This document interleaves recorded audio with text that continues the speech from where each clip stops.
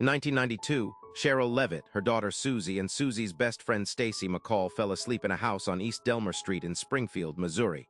And then all three were gone by morning, with a cigarette still smoldering in the ashtray, 3 cars in the driveway, 3 purses untouched on the counter, and every neighbor on the block turning up nothing.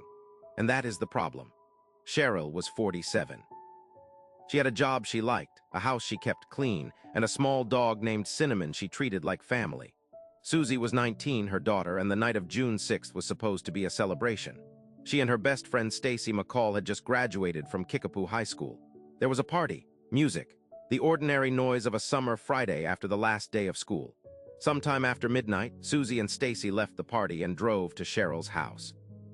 Plan was simple: sleep there, head out in the morning. Nothing unusual, nothing that would warrant a second look from anyone who saw them walk in. By 2 a.m., the house was quiet, the neighborhood was quiet, the street was quiet. Neighbors and houses on either side of East Delmer were home. Some were still awake. Nobody heard a car door, nobody heard voices raised, nobody heard anything they would later point to and say that was the moment. In the morning, 2 of Stacy's friends came to pick her up. The front door was unlocked. They walked inside. The television was on. A ceiling fan was turning. On the ashtray, a cigarette had burned all the way down to the filter, the ash column still standing intact, meaning nobody had knocked it, nobody had moved quickly past it, nobody had disturbed it in any way. The purses were on the counter. The wallets were inside them. The IDs, the cash, the car keys. All 3 vehicles sat in the driveway in the same positions they had been parked the night before. The women were not there. Police responded within the hour. They searched the house room by room, no blood, no signs of struggle, no furniture overturned, no broken glass inside, no indication that anything in that house had resisted. The sheets on the beds had been slept in. The kitchen showed no disturbance. Cinnamon had been shut into a back room, something Sherrill rarely did. That detail was noted and filed. Investigators canvassed the block. Nobody saw anything. Nobody heard anything. The canvass widened. Same result. Search dogs were brought in. They tracked a scent to the driveway and stopped at the curb. The trail ended, meaning whoever left or was taken left by vehicle. But 3 cars were still there, and not a single neighbor registered the sound of an engine, a door, or a voice on that warm Missouri night. The working theory developed quickly.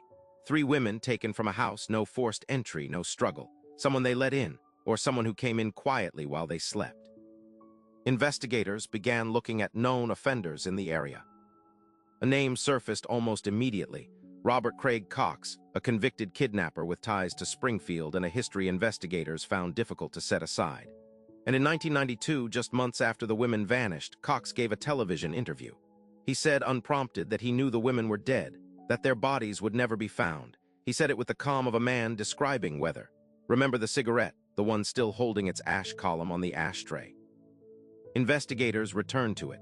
A cigarette burns to the filter in roughly 8 to 10 minutes.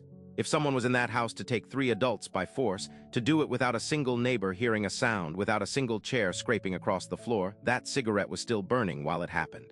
The window was tight, precise, controlled in a way that requires either meticulous planning or an absence of resistance that raises its own terrible questions. And then this: Cox was questioned. He denied everything. No physical evidence placed him on East Delmer Street. No witness put his car in that neighborhood that night. He has maintained for over 30 years that he knows nothing, despite the statement that made him sound like he knew everything. He has never been charged. Here is what no investigator has been able to explain. When Stacy's friends arrived that morning, they noticed the glass globe on the porch light fixture was broken.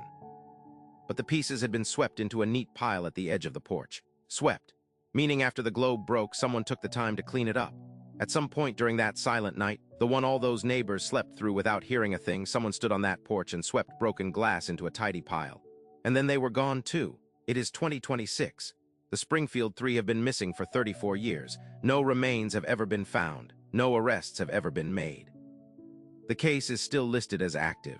Robert Craig Cox is still alive. Who sweeps broken glass off a porch in the middle of the night, and what were they trying not to wake up?